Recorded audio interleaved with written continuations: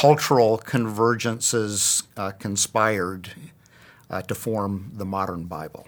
Right. How so? Well, the Bible, sometimes we think of it as a supernatural book, and we kind of think of it as floating above history, right? Floating above the world. It just is this separate spiritual book.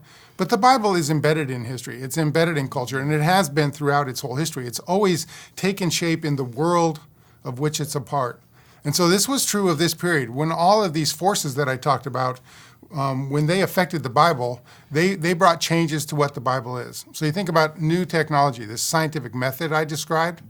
So part of what happened is this new form of the Bible took place, which for the very first time in history, which is the Bible's already had 1,500 years of history at this point, but for the very first time you get a chapter and verse system embedded into the Bible, placed right over the Bible.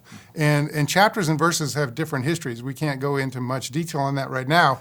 But 300 years before this period, in the 13th century, the chapter system that we know today was born, produced by a single person who created that and put that into the Bible. And then 300 years later, a different person obviously created the verse system that we know today and put that first into a Greek New Testament and then added the numbers to the Old Testament.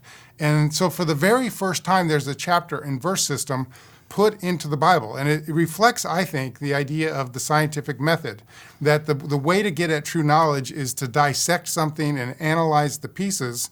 And that's exactly what happened. So not only did they add these numbers, but for the very first time, all these individual verses were separate as you saw them on the page. So each one was printed as a unique paragraph.